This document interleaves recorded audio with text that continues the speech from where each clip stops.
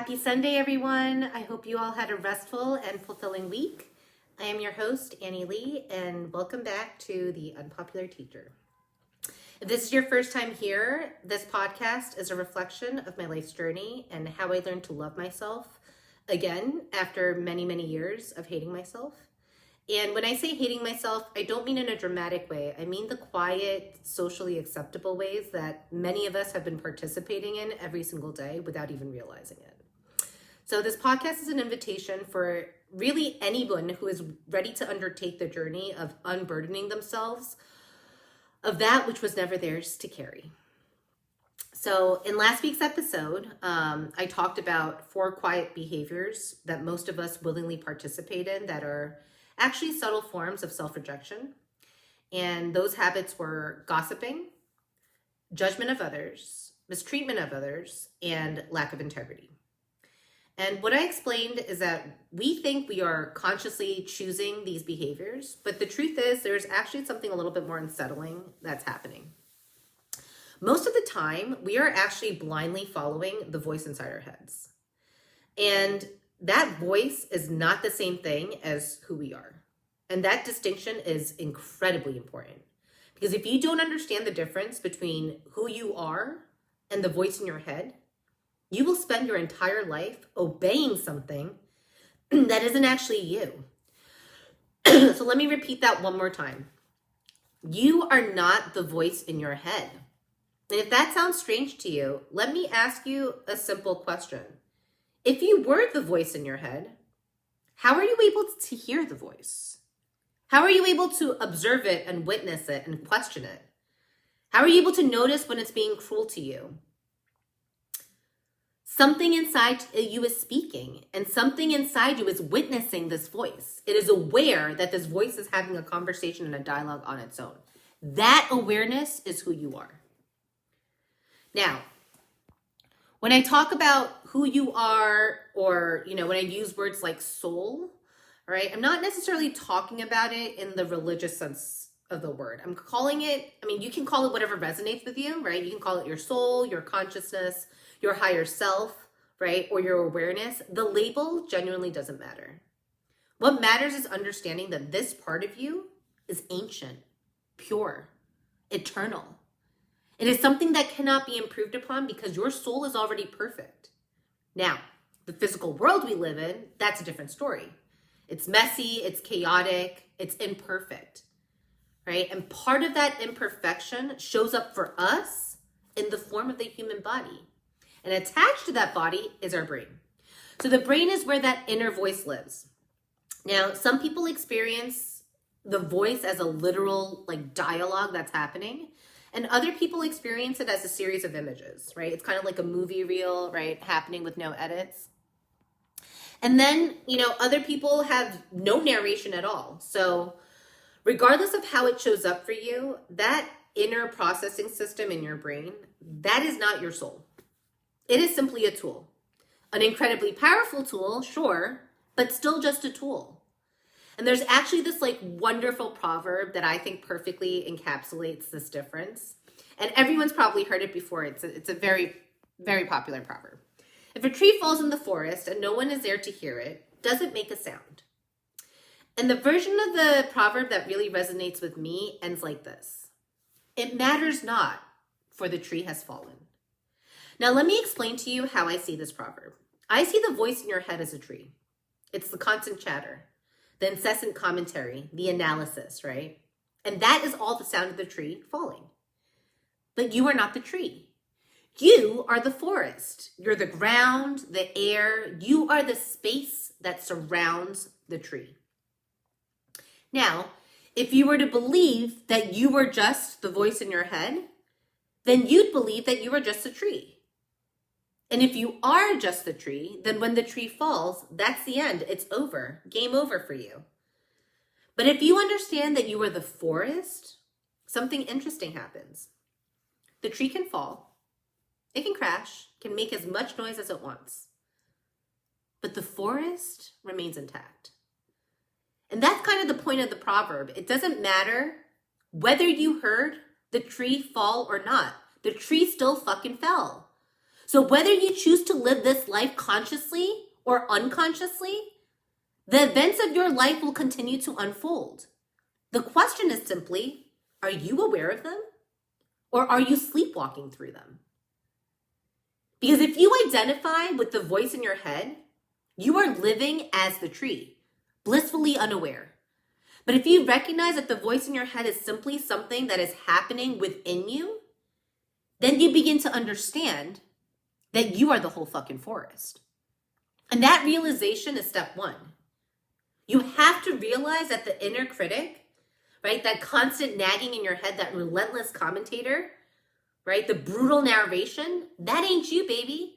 That voice is simply the data that your brain has collected over the course of your entire life. Every single moment since you were born, your brain has been recording and collecting information about the world. What's safe? What's dangerous? What's accepted? What's rejected? What's considered beautiful? What's considered ugly? What's loved? What's scorned? What's good? What's disgusting? What's praised? What's punished? And after your brain has collected all of this data, it builds a new prediction system. And your brain is a master, all right, at being able to say, based on everything that we've ever experienced, this is probably what will happen next. And then it communicates to your body through neural signals, right, how to react. Because your brain's number one job at the end of the day, all right, it's survival. It's not happiness, it's not fulfillment, it's not authenticity, it's survival. And the easiest way for the brain to ensure you survive is through recognizing patterns, through habits, and through precedented reactions. So your body's default mode is always going to be reactionary. Someone criticizes you, you react. Someone rejects you, you react. Someone threatens your identity, you react. Because your body wants to respond immediately based on the precedents. But the beauty of our higher consciousness, right, our soul, our awareness, is that we are the forest, proverbially speaking. We are the architects, and we can hit pause. We are the ones who can observe the reaction happening, and before it actually reacted, we can say, wait, hold up. Is this really how I want to handle this situation? And ultimately, we are the ones that can decide whether or not to follow through with what the brain is signaling to our body. And the beauty of awareness is that awareness creates choices. Without it, we would simply be acting out old programming. Now, here's where things get a little bit more complicated. Most of the programming in our heads didn't come from us. It came from our environments, our parents, their traumas, our culture, our teachers, authoritative figures, religious institutions, governments, our peers, societal expectations, unspoken social rules. And from the moment we were born, we have been trained to live inside our minds. We become tangled up in our own thoughts like weeds, ruminating, right? Because humans, at the end of the day, are creatures of habits, and we gravitate towards what is familiar, not as what's true. Okay, humans are always going to want to gravitate towards what's safe, and typically what is safe is what is already known. But what is safe and known does not equivocate to what is true. And this is the paradox of the human condition, right? We are constantly trying to discover who it is that we really are in the middle of all of this noise that's going on inside of our brains. But nature has a lesson for us, because despite everything we think we know about human nature, the only constant in nature is change. Nothing in nature stays frozen. Forests change, seasons change, rivers change, animals evolve, and humans, we're supposed to change too. But something strange happens when we raise children. Instead of recognizing them as their own sovereign beings, right? We treat them as an extension of ourselves, as unfinished versions of ourselves. We treat them like pet projects, like clay that needs to be molded. But children are not blank slates. They arrive with their own temperaments, their own curiosities, their own inner worlds, their own forests, so to speak.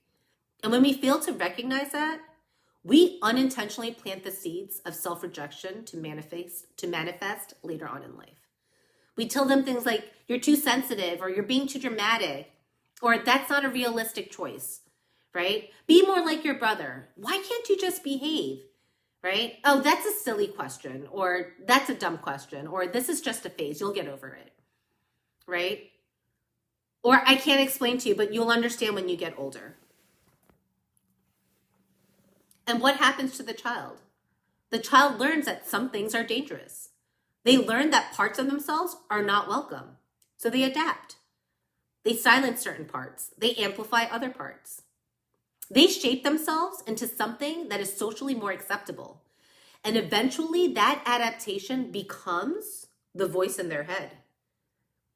Now, that voice often disguises itself as logic, but there is a real difference between true logic and internalized punishment. And a lot of the time, the voice in our heads claim to be logical, but it actually is just repeating society's expectations. And it usually sounds something like, oh, that's unrealistic, or there's no way you can pull that off. You're not talented enough. That's embarrassing. What's going to happen if you fail? People will judge you. Or you should pick something safer. Or, I don't know, is that the most responsible choice?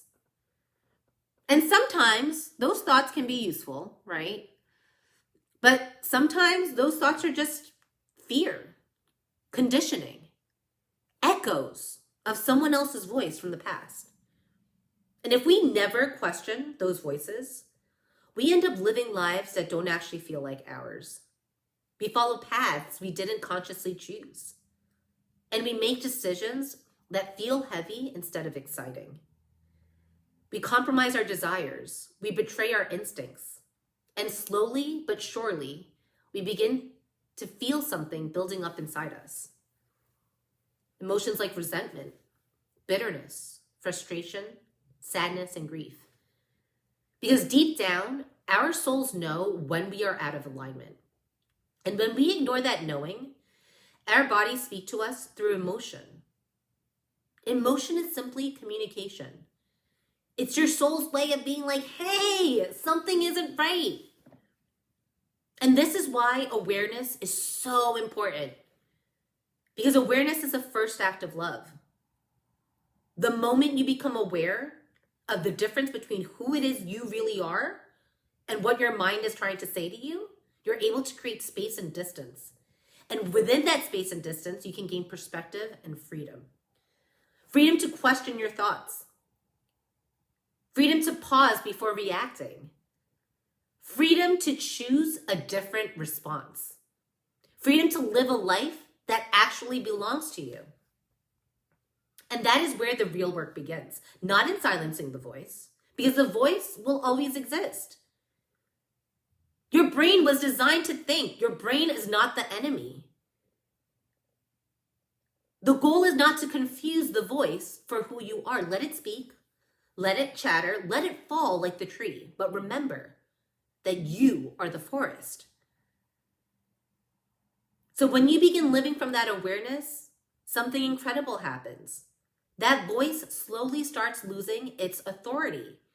Not because it disappears, because it never will, but because you stop believing everything it says. And instead, you start questioning it, right? Is this actually true? Like, where did this idea come from? This isn't my belief. Does this thought belong to me, or was it projected onto me or planted onto me by somebody from my past? And that curiosity, that gentle prodding, questioning, that's how we begin the process of unlearning. Unlearning the stories that we inherited, unlearning the expectations that we absorbed, right? Unlearning the shame that was never ours to carry to begin with. And that process, it takes time. It takes patience. It takes compassion. But most importantly, it takes awareness. Because awareness is the beginning of every transformation. So this week, I want you to try something simple. Just notice the voice in your head. Notice when it judges you, when it criticizes you, when it tries to control your choices. And instead of fighting it, just observe it. Just like watching a tree fall in the forest. Because the moment you notice a voice, You are no longer trapped inside it. You're standing in the forest, watching, aware, and completely free. And that is the first step towards loving yourself again. Thank you so much for spending your Sunday afternoon with me. This has been The Unpopular Teacher. I'm Annie Lee, and I will see you all next week.